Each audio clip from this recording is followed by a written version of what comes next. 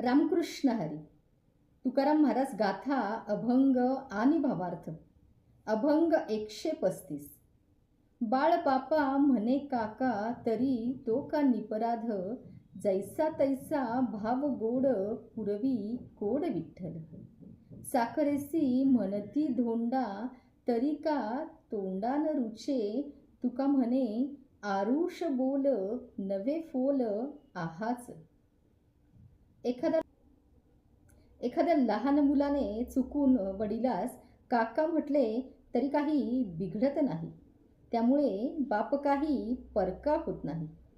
तसेच भक्ताने वेडेवाकडे परमेश्वराचे नाव जरी घेतले तरी काही बिघडणार नाही.